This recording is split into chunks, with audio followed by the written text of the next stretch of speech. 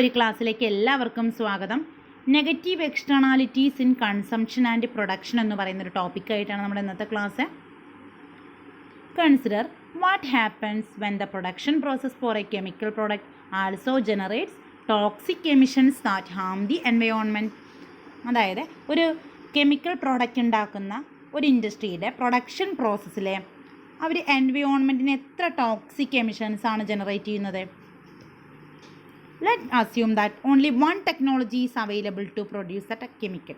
നമ്മൾ അസ്യൂം ചെയ്യാണ്, അതായത് കെമിക്കൽ പ്രൊഡ്യൂസ് ചെയ്യാനായിട്ട് ആകെ ഒരു ടെക്നോളജി അവൈലബിൾ ആയിട്ടുള്ളൂ. The technology produces the chemical and the polluted in fixed proportion. ആ ടെക്നോളജിയിലൂടെ കെമിക്കൽ പ്രൊഡ്യൂസ് ചെയ്യുന്ന സമയത്ത് അവിടെ ഫിക്സഡ് പ്രൊപ്പോർഷനിൽ എന്ത് പ്രൊഡ്യൂസ് ചെയ്യുന്നു? പൊല്യൂഷനും ഉണ്ടാവുകയാണ്. അതായത് ടെക്നോളജി കെമിക്കൽ ഉണ്ടാക്കുന്നതിൻ്റെ ഒപ്പം തന്നെ ഫിക്സഡ് പ്രൊപ്പോർഷനിൽ എന്തുണ്ടാവുകയാണ്? പൊല്യൂഷനും ഉണ്ടാവുകയാണ്. അപ്പോൾ 1 unit of pollutant is emitted along with in the each ton of the chemical produce. അതായത് ഓരോ ടൺ 1 ടണ്ണ് കെമിക്കൽ പ്രൊഡ്യൂസ് ചെയ്യുന്ന സമയത്ത് അതിനനുസരിച്ച് എന്താവുന്നു? 1 യൂണിറ്റ് അവിടെ പൊല്യൂഷനും ഉണ്ടാവുകയാണ്. അതായത് ടെക്നോളജി ആകെ ഒരു ടെക്നോളജിയാണ് അവിടെ അവൈലബിൾ ആയിട്ടുള്ളൂ. അപ്പോൾ ഈ ഒരു ടെക്നോളജി ഉപയോഗിച്ച് എന്ത് ചെയ്യുന്നു? 1 ടൺ അവിടെ എന്ത് ഉൽപ്പാദിപ്പിക്കുകയാണ്? കെമിക്കൽ അവിടെ പ്രൊഡ്യൂസ് ചെയ്യുമ്പോൾ അതിനനുസരിച്ച് 1 യൂണിറ്റ് അവിടെ എന്ത് എമിറ്റ് ചെയ്യുന്നു? പൊല്യൂഷനും ഉണ്ടാവുകയാണ്. 1 യൂണിറ്റ് അവിടെ പൊല്യൂഷനും ഉണ്ടാവുകയാണ്.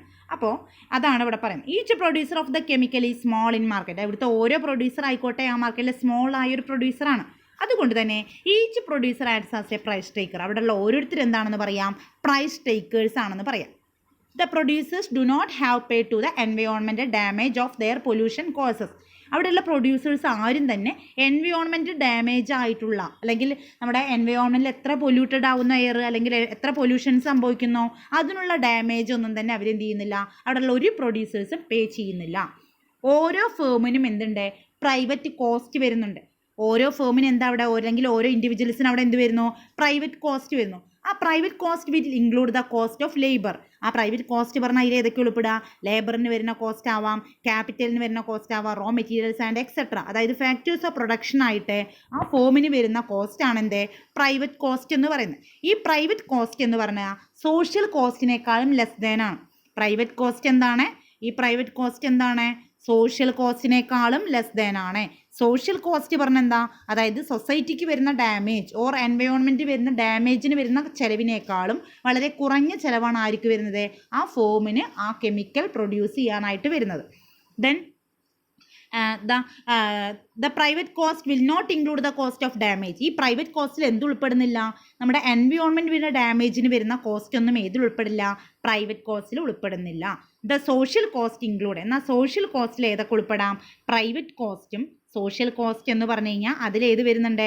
പ്രൈവറ്റ് കോസ്റ്റും വരുന്നുണ്ട്. കൂടാതെ എക്സ്റ്റേണൽ കോസ്റ്റ് ഓഫ് ദി എൻവയോൺമെൻറ്റിന് വരുന്ന മറ്റു കോസ്റ്റുകളും ഏതിൽ ഉൾപ്പെടുന്നു? സോഷ്യൽ കോസ്റ്റിൽ ഉൾപ്പെടുന്നു. അപ്പോൾ സോഷ്യൽ കോസ്റ്റ് എന്ന് പറഞ്ഞു കഴിഞ്ഞാൽ എന്താ? അത് പ്രൈവറ്റിന് വരുന്ന കോസ്റ്റ്, അതായത് ആ ഫോമിന് വരുന്ന കോസ്റ്റും കൂടാതെ എന്തൊക്കെ എക്സ്റ്റേണൽ കോസ്റ്റ് ആണോ എൻവയോൺമെൻറ്റ് ഡാമേജിന് ഉണ്ടായത് അതിന് വരുന്ന ചിലവും കൂടി ഉൾപ്പെടുന്നതാണ് എന്ത്? സോഷ്യൽ കോസ്റ്റ് എന്ന് പറയുന്നത്. ദെൻ എങ്ങനെയാണ് കോമ്പറ്റേറ്റീവ് മാർക്കറ്റിലെ ഈ എക്സ്റ്റേണാലിറ്റി എന്തൊക്കെ കോൺസിക്വൻസസ് ആണ് ഉണ്ടാക്കുന്നത് നോക്കാം, എന്തൊക്കെ പ്രത്യാഘാതങ്ങളാണ് ഉണ്ടാക്കുന്നത് നോക്കാം. ഒരു നെഗറ്റീവ് എക്സ്റ്റേണാലിറ്റിയാണ് ഇവിടെ ഉണ്ടാക്കുന്നത്. അപ്പോൾ എങ്ങനെയാണ് നെഗറ്റീവ് എക്സ്റ്റേണാലിറ്റി ഉണ്ടാവുന്നത്? Marginal social cost exceed marginal private cost. അതായത് മാർജിനൽ സോഷ്യൽ കോസ്റ്റിന് എന്ത് പറയാം? MSC എന്ന് പറയാം. MSC എന്താണ്? അതായത് MPCനേക്കാളും, MPC മീൻസ് എന്താ ഉദ്ദേശിക്കുന്നത്? മാർജിനൽ പ്രൈവറ്റ് കോസ്റ്റ് ആണ്. അപ്പോൾ മാർജിനൽ പ്രൈവറ്റ് കോസ്റ്റിനേക്കാളും കൂടുതലാണ് ഇവിടുത്തെ മാർജിനൽ സോഷ്യൽ കോസ്റ്റ് എങ്കിൽ ഇവിടെ എക്സ്റ്റേണാലിറ്റി എന്താ? നെഗറ്റീവായിട്ട് മാറുന്നു. The marginal private cost curve MPC measure industries marginal cost of producing chemical. അതായത് ഇവിടെ മാർജിനൽ പ്രൈവറ്റ് കോസ്റ്റ് കർവ് എന്ന് പറഞ്ഞാൽ MPC കർവ് എന്ന് പറഞ്ഞാൽ ആ കർവ് ഏതിനെ ഷോ ചെയ്യുന്നത്? ആ കെമിക്കൽ ഉണ്ടാക്കുന്ന ഇൻഡസ്ട്രിക്ക് വരുന്ന ചിലവാണ്. കെമിക്കൽ പ്രൊഡ്യൂസ് ചെയ്യുന്ന ഇൻഡസ്ട്രിക്ക് വരുന്ന ചിലവാണ് എന്ത്?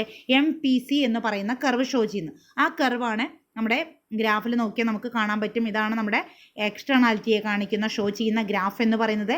അതിൽ എക്സ് ആക്സിസിൽ മെഷർ ചെയ്യുന്നത് tons of the chemical per week equal to units of pollutants per week. അതായത് എത്ര കെമിക്കൽസ് ആണോ, ടൺ കണക്കിൽ കെമിക്കൽസ് ഒരു വീക്കിൽ ഉണ്ടാക്കുന്നുണ്ട്, അതിനനുസരിച്ച് യൂണിറ്റ് ഓഫ് കെമിക്കൽസ് പൊല്യൂട്ടഡ് ആയിട്ട് എന്ത് ചെയ്യുന്നുണ്ട്? പുറത്തേക്ക് എമിറ്റ് ചെയ്യുന്നുണ്ട് അല്ലേ? അപ്പോൾ അതാണ് എക്സിൽ ഷോ ചെയ്യുന്നത്.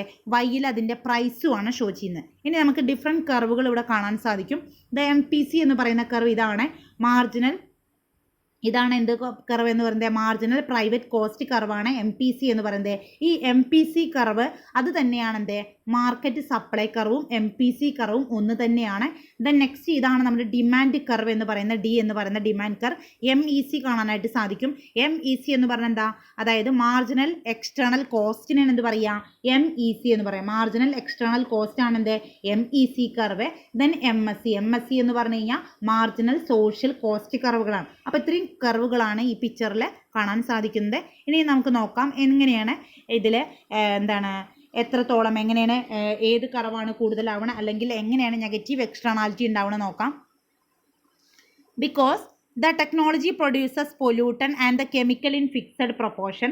The horizontal axis both the number of pollutant and the ton of chemical produced. അതായത് horizontal axis ഷോ ചെയ്യുന്നത് മുഴുവൻ എന്താ, ഇവിടെ എത്ര ടൺ ആണ് ഇവിടെ കെമിക്കൽസ് പ്രൊഡ്യൂസ് ചെയ്യുന്നത് അല്ലെങ്കിൽ എത്രയാണ് അവിടെ പൊല്യൂഷൻസ് ഉണ്ടാവുന്നതാണ്.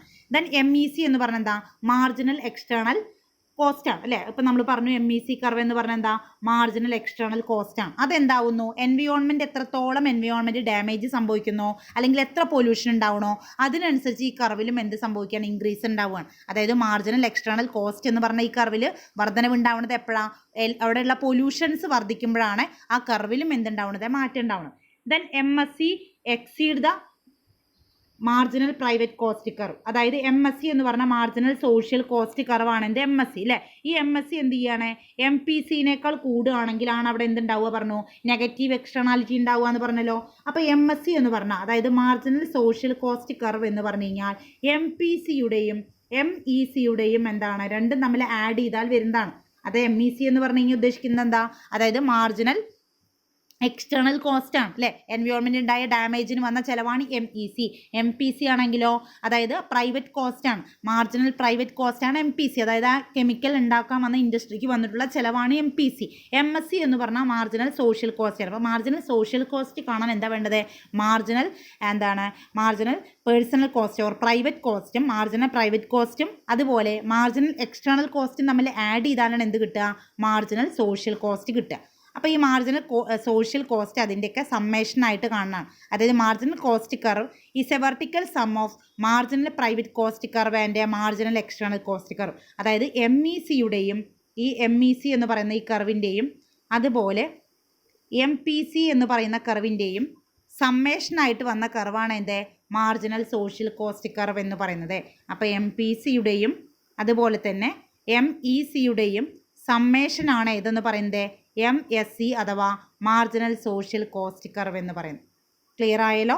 Then next, if the firm do not pay the external cost, ഈ ഫേം എന്ത് ചെയ്യില്ല, എക്സ്റ്റേണൽ കോസ്റ്റ് ഒന്നും തന്നെ എന്ത് ചെയ്യില്ല, പേ ചെയ്യില്ല. അപ്പം മാർക്കറ്റ് സപ്ലൈ കർവും ഇൻഡസ്ട്രിയുടെ കർവും നമുക്ക് നോക്കിയാൽ ഇതിൽ കാണാൻ സാധിക്കും. അതായത് ഇക്വിലിബ്രിയം പ്രൈസ് എന്ന് പറഞ്ഞു കഴിഞ്ഞാൽ ഇതിൽ കാണുന്ന ഇക്വിലിബ്രിയം പ്രൈസ് ഏതാ, P എന്ന് പറയുന്ന ഇക്വിലിബ്രിയം പ്രൈസ് അഥവാ P1 എന്ന് പറയുന്നതാണ് ഇവിടുത്തെ ഇക്വിലിബ്രിയം പ്രൈസ്. ഈ കാണുന്നതാണ് ഇക്വിലിബ്രിയം പ്രൈസ്. ഈ ഇക്വിലിബ്രിയം പ്രൈസിൽ എന്തുണ്ട്, ഒരു ഇക്വിലിബ്രിയം ക്വാണ്ടിറ്റിയും ഉണ്ട്. ആ ഇക്വിലിബ്രിയം ക്വാണ്ടിറ്റിയാണ് Q1 എന്ന് പറയുന്ന ഇക്വിലിബ്രിയം ക്വാണ്ടിറ്റി. അതായത് ഇവിടെ സപ്ലൈയും ഡിമാൻഡും തമ്മിൽ ഇൻ്റർസെക്റ്റ് ചെയ്യുന്ന പോയിന്റാണ്. ഇവിടെ സപ്ലൈ കർവും ഡിമാൻഡ് കർവും തമ്മിൽ എന്ത് ചെയ്യുന്നു, ഇൻ്റർസെക്റ്റ് ചെയ്യുന്നു. ഇതാണ് സപ്ലൈ കർവ് എന്ന് പറയുന്നത്, ഇതാണ് ഡിമാൻഡ് കർവ്. ഇത് രണ്ടും തമ്മിൽ ഇൻ്റർസെക്റ്റ് ചെയ്യുന്ന ഈ പോയിന്റിലാണ് എന്ത്, ഇക്വിലിബ്രിയം ഇവിടെ നടക്കുന്നത്. അപ്പോൾ ഇക്വിലിബ്രിയം ഉണ്ടാവുന്നത് എവിടെ വെച്ചിട്ടാണ്, അതായത് ഡിമാൻഡ് കർവും അതുപോലെ തന്നെ സപ്ലൈ കർവും തമ്മിൽ കൂട്ടിമുട്ടുന്ന ഈ പോയിന്റിൽ എന്താണ്, ഇക്വിലിബ്രിയം പോസിബിൾ ആണ്. അപ്പോൾ ഇക്വിലിബ്രിയം ക്വാണ്ടിറ്റിയാണ് Q1 എന്ന് പറയുന്നത്, ഇക്വിലിബ്രിയം പ്രൈസ് ആണ് P1 എന്ന് പറയുന്ന പ്രൈസ് എന്ന് പറയുന്നത്. ദെൻ കൺസ്യൂമർ സർപ്ലസ് ഏരിയ എന്നവിടെ കൺസ്യൂമറിന് കിട്ടുന്ന സർപ്ലസ് ഏരിയയാണ് A+B+G+K എന്ന് പറയുന്ന ഏരിയ. അതായത് A അതുപോലെ തന്നെ B അതുപോലെ തന്നെ G എന്നൊക്കെ പറയുന്ന ഈ ഏരിയാസ് എന്താണ്, അതായത് P1ൻ്റെ എബൗലായിട്ട് കാണുന്ന മുകളിലായിട്ട് കാണുന്ന ഈ ഏരിയാസാണ് എന്ത്, കൺസ്യൂമർ സർപ്ലസ് ഏരിയ. അപ്പോൾ കൺസ്യൂമറിന് സർപ്ലസ് കിട്ടുന്ന ഏരിയ ഏതാണ്, P1 എന്ന് പറയുന്ന പ്രൈസിൻ്റെ എബൗവിൽ കാണുന്ന ഏരിയാസാണ്. P1 എന്ന് പറഞ്ഞ പ്രൈസിൻ്റെ മുകളിൽ കാണുന്ന ഏരിയാസാണ് Aയും Bയും അതുപോലെ Gയും Kയും. ഈ ഏരിയാസാണ് എന്തെന്ന് പറയുന്നത്, കൺസ്യൂമറിന് സർപ്ലസ് കിട്ടുന്ന ഏരിയ എന്ന് പറയുന്നത്. കാരണം എന്താ, അതായത് ഈ പ്രൈസിനെ P സ്റ്റാർ എന്ന് പറയുന്ന ഈ P സ്റ്റാർ എന്ന് പറഞ്ഞ പ്രൈസ് നോക്കിയാൽ അറിയാൻ സാധിക്കും. P സ്റ്റാർ എന്ന് പറയുന്ന പ്രൈസിലെ marginal cost curve, marginal cost എന്ന് പറഞ്ഞാൽ മാർജിനൽ സോഷ്യൽ കോസ്റ്റ് അല്ലേ, മാർജിനൽ സോഷ്യൽ കോസ്റ്റും അതുപോലെ ഡിമാൻഡും തമ്മിൽ എന്താവുന്നു, ഇൻ്റർസെക്റ്റ് ചെയ്യുന്നു. അപ്പോൾ ഇവിടുത്തെ ഈ പ്രൈസ് എന്താണ്? മാർജിനൽ സോഷ്യൽ കോസ്റ്റും ഡിമാൻഡും തമ്മിൽ ഇൻ്റർസെക്റ്റ് ചെയ്യുന്ന പ്രൈസാണ് പി സ്റ്റാർ എന്ന് പറയുന്ന പ്രൈസ്. അതിൻ്റെ അളവാണ് എന്ത്? ക്യൂ സ്റ്റാർ എന്ന് പറയുന്ന അളവ്. അപ്പോൾ ഈ പോയിന്റിൽ എന്താണ്? കൺസ്യൂമറിന് എന്ത് കിട്ടുന്നു? സർപ്ലസ് കിട്ടുന്ന ഏരിയാസാണ്. എന്നാൽ നേരെ അതിൻ്റെ താഴേക്ക് പോയി കഴിഞ്ഞാൽ താഴെ P1ൻ്റെ താഴെയുള്ള ഈ ഏരിയ നോക്കിക്കഴിഞ്ഞാൽ ഈ ഏരിയാസാണ് എന്തെന്ന് പറയുന്നത്? പ്രൊഡ്യൂസർക്ക് സർപ്ലസ് കിട്ടുന്ന ഏരിയ. അതായത് പ്രൊഡ്യൂസറിന് സർപ്ലസ് കിട്ടുന്ന ഏരിയാസ് ഏതാണ്? P1ൻ്റെ അണ്ടറിൽ കാണുന്ന ഏരിയാസാണ് ഏതിന് കിട്ടണമെന്ന് പറയാം? പ്രൊഡ്യൂസർക്ക് സർപ്ലസ് കിട്ടുന്ന ഏരിയ. അപ്പോൾ അതവിടെ കൊടുത്തിരിക്കുന്നു. The cost of externality R+H+N+G. ഈ കാണുന്ന ഏരിയാസാണ് എന്തെന്ന് പറയുന്നത്? അതായത് പ്രൊഡ്യൂസറിന് സർപ്ലസ് കിട്ടുന്ന area. Then equilibrium marginal benefit of last unit P1 lower than the marginal social cost of the production. അതായത് ഇവിടെ പ്രൊഡ്യൂസേഴ്സിന് കിട്ടുന്ന ഏരിയാസും അതുപോലെ തന്നെ കൺസ്യൂമേഴ്സിന് കിട്ടുന്ന ഏരിയാസിനും റെഡ്യൂസ് ചെയ്ത് കഴിഞ്ഞാൽ ഇവിടെ മാർജിനൽ സോഷ്യൽ ബെനിഫിറ്റ് അഥവാ നെറ്റ് സോഷ്യൽ ബെനിഫിറ്റ് കിട്ടുന്ന ഏരിയ എന്ന് ചോദിച്ചാൽ ഏതാണ്? സെഡ് വി എന്ന് പറയുന്ന ഈ ഏരിയാസാണ്. അതായത് ഈ പോർഷൻ ഇത്രയും കാണുന്ന ഏരിയാസ് ഇവിടെ തൊട്ട് ഇതുവരെയുള്ള ഏരിയാസ് ഉണ്ടല്ലോ, അതെന്താണ്? എക്സസ് പ്രൊഡക്ഷനാണ്. അല്ലെങ്കിൽ എന്ത് പറയാൻ പറ്റും നമുക്കത്? ഓവർ പ്രൊഡ്യൂസ് ആണെന്ന് പറയാൻ പറ്റും. അതായത് negative externality leads to market over produce by the amount Q1 to Q star. Q1 തൊട്ട് Q സ്റ്റാർ വരെയുള്ള ഏരിയാസിലേക്ക് പ്രൊഡക്ഷൻ നടത്തുന്നത് എന്താണ്? ഓവർ പ്രൊഡക്ഷനാണ്. It also reduce net economic benefit. അതായത് ഇവിടുന്ന് അങ്ങോട്ട് പ്രൊഡ്യൂസ് ചെയ്യുമ്പോൾ എന്താ? ഇവിടെ സോഷ്യൽ ബെനിഫിറ്റ് അല്ലെങ്കിൽ എക്കണോമിക് ബെനിഫിറ്റ് കുറയുകയാണ്. അപ്പോൾ 3 ഏരിയാസിൽ ഇവിടെ പ്രൊഡക്ഷൻ നടത്തുമ്പോൾ അതെന്താവുന്നു?